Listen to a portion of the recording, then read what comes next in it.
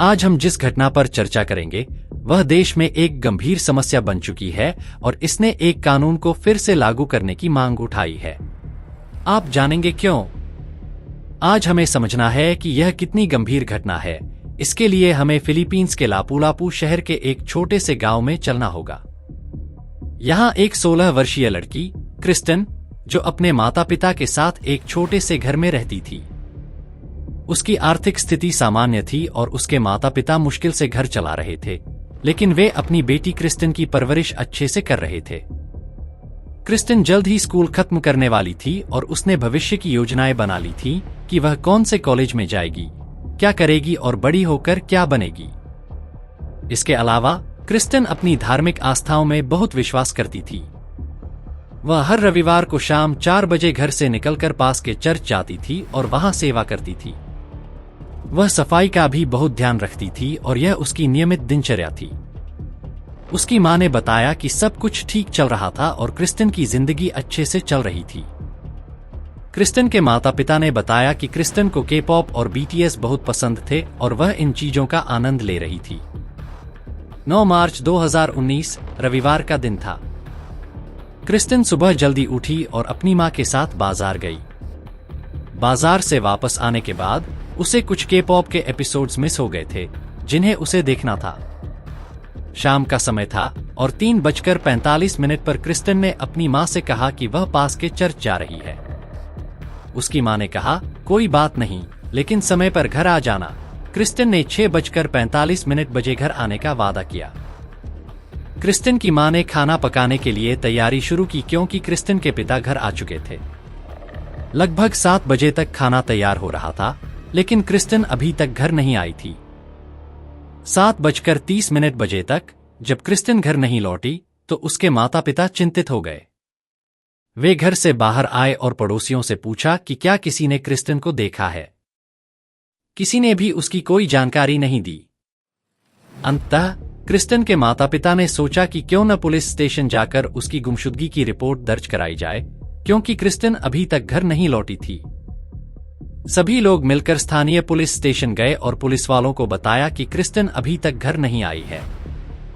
उसने 4 बजे के आसपास घर से निकलकर चर्च जाने की बात कही थी, लेकिन अभी तक घर नहीं लौटी। अब रात के 9 बज चुके हैं, लेकिन यहाँ देखिए कि पुलिस अधिकारी ने कहा कि कोई बात नहीं, हम अब खोजबीन शुरू करेंगे। हाँ, उन्होंने ऐसा कहा और खोजबीन शुरू की, लेकिन खोजबीन के नाम पर लोग क्रिस्टन के घर के आसपास ही तलाश कर रहे थे, जबकि गांव के स्थानीय लोगों ने पहले ही जांच की थी, लेकिन क्रिस्टन का कोई पता नहीं चला था। पूरी रात क्रिस्टन की मां, पड़ोसी और पुलिस वाले इस गांव में क्रिस्टन की तलाश करते रहे, लेकिन क्रिस्टन नहीं मिली। अगले दिन एक किसान जो उसी गांव में रहता था, सुबह जल्दी उठकर अपने खेतों की ओर गया। उसने एक खौफनाक दृश्य देखा, जिसे देखकर उसने तुरंत पुलिस को सूचना दी। किसान ने बताया कि जब वह अपने खेतों में पहुंचा तो उसे वहां एक मृत शरीर पड़ा हुआ मिला। किसान ने तुरंत पुलिस को बुलाया और कहा कि यह एक लड़की का शव है, कृपया आकर देखें। यह सुनकर पुलिस वाले और क्रिस्टन के माता पिता भी वहां पहुंचे, साथ ही कई स्थानीय लोग भी मौजूद थे। सभी खेत में पहुंचे और जैसे ही शव को देखा, सब दंग रह गए। किसी को उम्मीद नहीं थी कि किसी पर इतनी क्रूरता की जा सकती है। हाँ, यहाँ एक लड़की की लाश पड़ी थी। मृत शरीर वहां पड़ा हुआ था और यह शव किसी और का नहीं बल्कि गरीब क्रिस्टन का था। सभी लोग शव की पहचान करने की कोशिश कर रहे थे, लेकिन कोई भी सही से नहीं पहचान पा रहा था कि यह वास्तव में क्रिस्टन है या नहीं। शव पर केवल एक जीन्स थी जो घुटनों के नीचे खींची हुई थी। इसके अलावा शव पर कोई कपड़ा नहीं था। समस्या यहीं खत्म नहीं हुई, समस्या तो क्रिस्टन के चेहरे से शुरू हुई। जैसे ही लोगों ने शव के चेहरे को देखा, किसी को यकीन नहीं हो रहा था कि यह वास्तव में मानव का शव है या कुछ और, क्योंकि शव के चेहरे का आधा हिस्सा गायब था, बिल्कुल पिज्जा के टुकड़े की तरह, जैसे बीच से काटा गया हो। पुलिस वालों को समझ में नहीं आ रहा था कि ऐसा कौन कर सकता है। सबसे पहले क्रिस्टन के माता पिता को बुलाया गया। शव के चारों ओर पड़े कपड़ों और जीन्स के आधार पर क्रिस्टन के माता पिता ने कहा कि ये कपड़े क्रिस्टन के हैं और हाथ पैर देखकर भी यह कहा कि शव क्रिस्टन का ही है, लेकिन इस प्रकार की बर्बरता देखकर वे विश्वास नहीं कर पा रहे थे कि यह वास्तव में उनकी बेटी है या नहीं। लोगों के भीतर गुस्सा फूट पड़ा और यह गुस्सा लगभग विस्फोटक हो गया। जब पोस्टमार्टम रिपोर्ट आई तो उसमें लिखा था कि केवल लड़की का चेहरा ही नहीं बल्कि उसकी खोपड़ी में भी एसिड डाला गया था। रिपोर्ट में बताया गया कि लड़की के चेहरे के कटे हुए हिस्से को देखकर ऐसा लग रहा था कि उसकी खोपड़ी को हाथों से फाड़ा गया और फिर एसिड से पूरी तरह से जला दिया गया। उसकी जौ की ऊपरी त्वचा पूरी तरह से एसिड से जल गई थी। चेहरा और गाल भी जल गए थे। इसके अलावा शव की गले की धार को भी सटीक तरीके से काटा गया था और फिर हाथों से फाड़ दिया गया। कई अंग शव से गायब थे। जैसे ही लोगों को इस बारे में पता चला, उनमें भीषण गुस्सा उभर आया। यह देखना कि कोई इतना निर्दयी कैसे हो सकता है, लोगों को हैरान और क्रोधित कर रहा था। उन्होंने अब तक कई हत्याएं देखी थीं, लेकिन इस प्रकार की बर्बरता पहली बार देखी थी। अब डॉक्टर और अधिकारी देखिए कि यह सब कैसे हुआ। लोगों के गुस्से को शांत करने के लिए पोस्टमार्टम रिपोर्ट में लिखा गया कि लड़की के साथ बलात्कार नहीं हुआ था।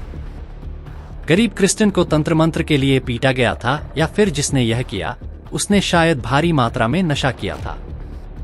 उसकी हत्या के पीछे कोई तंत्र मंत्र का उद्देश्य हो सकता है, लेकिन जैसे ही यह बात लोगों के बीच फैली, उनका गुस्सा और भी भड़क गया। यह खबर मीडिया में फैल गई और लोग सड़कों पर उतर आए कि आखिरकार एक 16 वर्षीय गरीब लड़की के साथ ऐसा क्यों किया गया। सरकार को इस मामले में हस्तक्षेप करना पड़ा और 2 मिलियन पेसों का इनाम घोषित किया गया। हालांकि पुलिस को भी इस मामले में काफी मुश्किलों का सामना करना पड़ा। लोगों ने 2 मिलियन पेसों के लालच में आकर किसी भी संदिग्ध को पकड़वाने का प्रयास किया और बिना किसी ठोस सबूत के आरोप लगाने लगे। जब पुलिस ने संदिग्धों से पूछताछ की तो उनके पास ठोस सबूत नहीं थे कि वे वास्तव में अपराधी थे या नहीं। सरकार ने स्थिति को देखते हुए मामले को NBI, national bureau of investigation, के हवाले कर दिया। एनबीआई ने मामले को गंभीरता से लिया और आसपास के सभी सीसीटीवी फुटेज की जांच शुरू की। सबसे पहले वे चर्च गए जहां क्रिस्टन उस दिन सेवा करने आई थी। वहां की एंट्री बुक की जांच की गई, जिसमें क्रिस्टन का नाम और उसकी एंट्री का समय दर्ज था, जो लगभग 6 बजे था। हालांकि क्रिस्टन ने वहां से इतनी जल्दी क्यों निकला, यह समझ में नहीं आया। एनबीआई ने सीसीटीवी फुटेज में एक वीडियो पाया जिसमें क्रिस्टन एक सड़क पर चलती हुई नजर आई, लेकिन वह अकेली नहीं थी। फुटेज में केवल उसका पिछला हिस्सा दिख रहा था, चेहरे का कोई स्पष्ट दृश्य नहीं था। लोग पहचान नहीं पाए कि वह कौन था, लेकिन अंतिम बार क्रिस्टन को इस फुटेज में जिंदा देखा गया था। जांच के दौरान पुलिस ने पूर्व के मामलों की समीक्षा की और एक व्यक्ति, वानास, के बारे में पता चला। वानास ने कुछ साल पहले इसी लापू-लापू शहर में एक हत्या की थी और जेल की सजा पूरी करने के बाद वह बाहर आ चुका था। जब पुलिस ने वानास को गिरफ्तार किया और पूछताछ की तो उसने कहा कि उसने इस हत्या को नहीं किया। उसने यह भी बताया कि वह उस दिन पूरी तरह से अलग था और अपने दोस्त के साथ था, जिसने यह साबित किया कि वह पूरे दिन और रात उसके साथ था। पुलिस को वानास के खिलाफ कोई ठोस सबूत नहीं मिला और उसे छोड़ना पड़ा। इसके बाद पुलिस ने क्रिस्टन के माता-पिता से पूछताछ की ताकि उनकी जिंदगी की जानकारी मिल सके और मामले की तहकीकात जारी रखी जा सके। क्रिस्टन के जीवन के बारे में अभी तक क्या जानकारी मिली और ऐसा कौन हो सकता है जो इतनी बेरहमी से क्रिस्टन के साथ दुश्मनी कर सके, इस पर पुलिस ने क्रिस्टन के माता-पिता से पूछताछ की। क्रिस्टन के माता-पिता ने पुलिस को बताया कि हमें क्रिस्टन की बातों के बारे में ज्यादा जानकारी नहीं है, लेकिन हाँ, वह अपने मोबाइल पर केप ऑफ आदि देखना पसंद करती थी। आप उसके मोबाइल की जांच कर सकते हैं, शायद आपको कुछ सुराग मिल जाए। जैसे ही पुलिस ने क्रिस्टन के मोबाइल की जांच शुरू की, उन्होंने देखा कि उसमें एक नंबर था जो एक लड़के का था, नाम जॉन। यह जॉन क्रिस्टन का पूर्व प्रेमी था। हाल ही में क्रिस्टन का जॉन के साथ ब्रेकअप हुआ था। जब पुलिस को जॉन के बड़े भाई के बारे में पता चला तो उन्होंने सोचा कि शायद जॉन ने क्रिस्टन से प्रतिशोध के लिए यह सब किया हो। इसलिए पुलिस सीधे जॉन के घर गई और उसे गिरफ्तार करके थाने ले आई।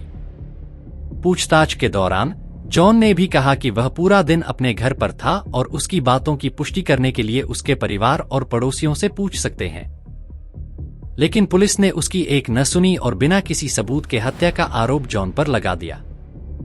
जॉन को कोर्ट में पेश किया गया और अदालत ने भी बिना ठोस सबूत के उसे दोषी मान लिया। जॉन के माता पिता बार बार कह रहे थे कि उनके पास कोई गवाह नहीं है जो साबित कर सके कि जॉन घर पर था और उसने यह अपराध नहीं किया। लेकिन पुलिस और मीडिया के दबाव के चलते जॉन को जेल भेज दिया गया।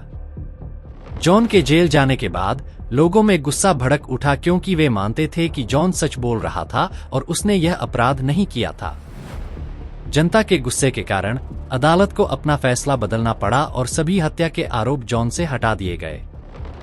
जॉन को जेल से रिहा कर दिया गया, जिससे उसके माता पिता ने राहत की सांस ली। फिर भी क्रिस्टियन के माता पिता अब भी इस बात को लेकर उलझन में थे कि क्या हुआ था। फिर 2 अप्रैल 2019 को क्रिस्टियन की दूसरी पोस्टमार्टम की गई और रिपोर्ट में खुलासा हुआ कि क्रिस्टियन की हत्या के साथ साथ उसे बार बार बलात्कृत किया गया था। रिपोर्ट में बताया गया कि केवल हत्या नहीं हुई थी, बल्कि क्रिस्टियन के निजी अंगों में तेज धार वाले हथियार को बार बार डाला गया और हथियार को घुमाया गया था। जब लोगों को इस बारे में पता चला तो उनका गुस्सा और भी बढ़ गया।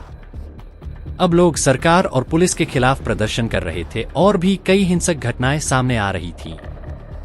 लोगों का गुस्सा इतना था कि पुलिस स्टेशन के अधिकारी बाहर निकलने से डरने लगे थे। इस प्रकार गरीब क्रिस्टियन के साथ इतनी जघन्य क्रूरता हुई थी जिससे पूरा समाज हिल उठा और कई लोगों ने इस अमानवीय घटना के खिलाफ आवाज उठाई, जिसके कारण गरीब क्रिश्चियन के आंतरिक अंग अंदर से कट गए थे और यहाँ क्रिश्चियन में आंतरिक रक्तस्राव शुरू हो गया था। और यह सब तब हुआ जब गरीब क्रिश्चियन जिंदा था। और भी चौंकाने वाली बात यह थी कि जब उसका सिर काटा गया तो क्रिश्चियन तब भी जिंदा था। अब सोचिए और देखिए कि गरीब क्रिश्चियन कितनी पीड़ा सहन कर रहा होगा, वह खुद को कैसे संभाल पा रहा होगा, वह क्या महसूस कर रहा होगा। फिर 20 अप्रैल 2019 को यानी 21 अप्रैल 2019 को लापू लापू सिटी में दिन के उजाले में एक चोरी हुई और सौभाग्य से उस समय दुकान पर दुकानदार मौजूद था, इसलिए उसने चोर को चोरी करते हुए देख लिया। चोर भाग गया और दुकानदार वहां से भागा और जोर जोर से चिल्लाने लगा। स्थानीय लोग मिलकर चोर को पकड़ नहीं पाए, तुरंत पुलिस को बुलाया गया। पुलिस ने चोर को मौके से ही पकड़ लिया और उसे थाने ले जाया गया। थाने में पूछताछ के दौरान उसने अपना नाम रोनेटो बताया और यह भी बताया कि वह लंबे समय से चोरी कर रहा था। उसे सच्चाई से पूछताछ की गई और यकीन मानिए 22 अप्रैल को जब रोनेटो ने पुलिस वालों को बताया कि पूरे देश में उसकी तलाश चल रही थी, तो पुलिस वालों ने विश्वास नहीं किया, क्योंकि उस समय पूरे देश में उसकी खोज की जा रही थी। अब पुलिस के सामने एक छोटी सी उलझन थी। चलते हैं और बात करते हैं फरवरी 2019 की, जब फरवरी 2019 में क्रिश्चियन ने अपने बॉयफ्रेंड जॉन से ब्रेकअप कर लिया था। इसके बाद क्रिश्चियन बहुत अकेला महसूस कर रही थी। फरवरी 2019 के मध्य में क्रिश्चियन अपने फेसबुक फीड को स्क्रॉल कर रही थी जब उसे एक नोटिफिकेशन मिला। नोटिफिकेशन में लिखा था कि डायस चाहता है कि आप एक फ्रेंड रिक्वेस्ट भेजें। एक लड़के का नाम क्रिश्चियन था। उसने फ्रेंड रिक्वेस्ट भेजी थी और जैसे ही फोन पर नोटिफिकेशन आया, क्रिश्चियन ने देखा और उसकी प्रोफाइल पर क्लिक किया। आखिरकार वह लड़का कैसा है, यह जानने के लिए उसने रिक्वेस्ट एक्सेप्ट कर दी। रिक्वेस्ट स्वीकार करने के तुरंत बाद क्रिश्चियन को हेलो के मैसेज आने लगे। जैसे जैसे मैसेज आते गए, क्रिश्चियन ने उनका जवाब देना शुरू किया और दोनों ने अच्छी बात की। दोनों का पहले ब्रेकअप हो चुका था और तब से क्रिश्चियन अकेला महसूस कर रही थी। इस अकेलेपन को भरने के लिए इस आदमी ने, जिसका नाम डायस था, सीधे सामने आकर क्रिश्चियन से रात को बहुत अच्छे से बात करनी शुरू कर दी। उन्होंने आपस में बात करना शुरू किया और मिलने का प्लान बनाया। डायस रोज अपनी तस्वीरें क्रिश्चियन को भेजता और क्रिश्चियन भी डायस को अपनी तस्वीरें भेजती। एक अच्छा संबंध बन चुका था और अब क्योंकि दोनों के बीच एक अच्छी दोस्ती हो चुकी थी, डायस ने सीधे क्रिश्चियन से मिलाने का प्रस्ताव रखा। डायस ने कहा, हम एक दूसरे के इतने करीब हैं, क्यों न जल्द ही मिले। क्रिश्चियन ने भी हाँ कर दी और अंततः 9 मार्च 2019 की शाम का समय तय किया कि वे शाम 4 बजे चर्च के बाहर मिलेंगे। क्रिश्चियन ने अपने घर से बाहर निकली और चर्च में जाकर वहां की सफाई की। उसने अपने लॉग बुक में एंट्री की और लगभग शाम 6 बजे वह चर्च से बाहर आ गई। बाहर आते ही उसने अपने फोन से फेसबुक पर इस दोस्त को मैसेज किया, मैं चर्च के बाहर खड़ी हूँ, आप कहाँ हैं? और ज्यादा सोचने समझने के बिना क्रिश्चियन को फिर से एक मैसेज मिला कि मैं भी चर्च के बाहर खड़ा हूँ। क्रिश्चियन ने जब यह पढ़ा तो उसने इधर उधर देखना शुरू किया कि डायस कहाँ है। तभी एक 43 साल का आदमी दिखाई दिया जो उस समय डायस के जैसे दिख रहा था। क्रिश्चियन को बहुत हैरानी हुई कि उसने डायस से मिलने के लिए यहाँ आई थी और वह आदमी उसे गले से देखकर कैसे कह रहा है। तब वह आदमी धीरे धीरे क्रिश्चियन की तरफ बढ़ते हुए सामने हाथ बढ़ाकर हेलो कहने लगा, लेकिन क्रिश्चियन ने उससे हेलो कहने से इनकार कर दिया। उसने कहा, मैं डायस हूँ और वही हूँ जिससे तुम इतनी देर से बात कर रही हो। क्रिश्चियन ने यह सुनकर कहा, ठीक है। वह पूरी तरह से चकित थी। नहीं, यह नहीं हो सकता। मैं जिस व्यक्ति से बात कर रही हूँ वह करीब 23 से 24 साल का लड़का है और आप एक उम्रदराज व्यक्ति हैं। यह बात क्रिश्चियन को बिल्कुल भी समझ में नहीं आई। यह कोई और नहीं बल्कि रोनिटो था जिसने क्रिश्चियन के साथ अब तक बात की थी और उसके भावनाओं से खेल रहा था। क्रिश्चियन निराश होकर अपने घर वापस चली गई, लेकिन डायस उर्फ रोनिटो ने उसका पीछा नहीं छोड़ा। वह भी उसके साथ चल रहा था और सीसीटीवी फुटेज में यह साफ दिखाई दे रहा था कि कोई और नहीं बल्कि वही खुद वहां मौजूद था। क्रिश्चियन को बार बार समझाया गया कि तुम समझो, मैंने तुम्हें फेक आईडी बनाकर धोखा दिया, लेकिन मेरी भावनाएं पूरी तरह से सच्ची हैं। अब सोचो, एक ऐसा व्यक्ति जो खुद पहले से शादीशुदा है और 43 साल का है, और यहाँ समस्या यह थी कि रोनिटो को कई बार पुलिस ने पकड़ा था बस इसलिए क्योंकि वह नशे में था। सुबह से शाम तक किसी तरह वह शराब का एक पैकेट ले लेता था और पीकर आराम से सो जाता था। वह पुलिस स्टेशन आने लगा और कहने लगा कि तुम मुझसे मिलो, मुझसे बात करो, मुझे इतना गुस्सा मत दिलाओ कि मैं ऐसा करूं। क्रिश्चियन और रोनिटो के बीच लड़ाई शुरू हो गई। रोनिटो ने नशे की हालत में क्रिश्चियन से मिलने के लिए समय निकाला, लेकिन नशे के प्रभाव में उसे यह समझ नहीं आया कि क्रिश्चियन के साथ कैसे व्यवहार करना है। एक संकीर्ण गली से होते हुए उसने क्रिश्चियन को एक सुनसान खेत में ले जाकर वहां न केवल उसका बलात्कार किया, बल्कि उसके पास रखी बहुत तेज धार वाली चाकू से उसे और भी बुरी हालत में डाल दिया। क्रिश्चियन को निजी अंगों में 20 से अधिक बार चाकू से गोदा गया, जिससे उसकी आंतरिक अंगों से रक्तस्राव शुरू हो गया। उसके चेहरे को पिज्जा के टुकड़े की तरह काट दिया गया और रोनिटो ने सिर काटने के बाद भी नहीं रुकने का फैसला किया। उसे डर था कि अगर क्रिश्चियन की पहचान इस हालत में भी हो सकती है तो अपनी जान बचाने के लिए उसे क्रिश्चियन की पहचान मिटानी पड़ेगी। उसने उसी दुकान से एसिड खरीदी और वापस आकर उसी खेत में क्रिश्चियन के सिर पर एसिड डालना शुरू किया ताकि उसका चेहरा पूरी तरह से मिट जाए और उसकी पहचान का कोई पता न लगे। हाँ, जैसे ही पुलिस वालों ने उसकी बात सुनी, वे विश्वास नहीं कर पाए कि यह आदमी ऐसा कुछ कर सकता था। अगले दिन पुलिस ने उसे अदालत में पेश किया और उसके घर से खून लगे कपड़े भी बरामद किए गए, जिनका उसने अपराध के समय पहन रखा था। फाइनल रिकॉर्ड में यह भी दर्ज था कि उसके खिलाफ सबूत कैसे थे। 25 जनवरी 2019 को सुबह सुबह पुलिसकर्मी हर एक सेल की जांच कर रहे थे। जैसे ही वे रोनिटो की सेल तक पहुंचे और वहां गए, उन्होंने देखा कि रोनिटो की सेल के अंदर ही उसकी हत्या कर दी गई थी। हाँ, उसने खुद को ही फांसी पर लटका लिया था। पुलिस वालों ने दुनिया को सामने आकर बताया कि रोनिटो अब इस दुनिया में नहीं है। कैसे नहीं है? क्या उसने सच में खुद को ऐसा मारा या फिर शायद यह सब नफरत का परिणाम था? पूरा देश उस पर गुस्सा था। वह सजा नहीं मिला, लेकिन पूरा देश सरकार के सामने इकट्ठा हो गया और मांग करने लगा कि मौत की सजा का प्रावधान वापस लाया जाए। हालांकि यह प्रावधान बहुत समय पहले बंद कर दिया गया था, लेकिन इस अपराध की गंभीरता को देखते हुए पूरा देश सरकार के सामने एकजुट हो गया और अपील की कि मौत की सजा फिर से शुरू की जाए और रोनिटो को मौत की सजा दी जाए। यह एक दिल दहला देने वाली कहानी थी गरीब क्रिश्चियन की, जो सिर्फ 16 साल की थी। उसने अपनी जिंदगी में क्या देखा था? उसकी पूरी जिंदगी अभी बाकी थी, लेकिन उससे पहले ही वह एक दानव के हाथों फंस गई। और यह सब केवल इसलिए हुआ क्योंकि उसने एक अज्ञात व्यक्ति पर भरोसा किया, जिसे उसने केवल सोशल मीडिया पर देखा था। यह एक छोटी सी बात थी और उसने मिलने का प्लान बनाया, बिना यह जाने कि सामने वाला कौन है। आजकल के समय में सोशल मीडिया के माध्यम से बहुत से अपराध हो रहे हैं। सबसे बड़े अपराध उसी आसान सोशल मीडिया की वजह से हो रहे हैं। आप किससे बात कर रहे हैं, उस व्यक्ति की मंशा क्या है, उसके दिमाग में क्या चल रहा है, ये सब हम कभी नहीं जान सकते। आप खुद कितने अच्छे हैं, आपके दिल में कितनी अच्छाई है, आप सामने वाले की मदद कर रहे हैं, लेकिन यह कभी नहीं पता चलता कि सामने वाला व्यक्ति किस इरादे से बैठा है। आप कभी नहीं जान सकते कि कब वह अपने असली रंग दिखाएगा, जिससे आपकी जिंदगी खतरे में पड़ सकती है।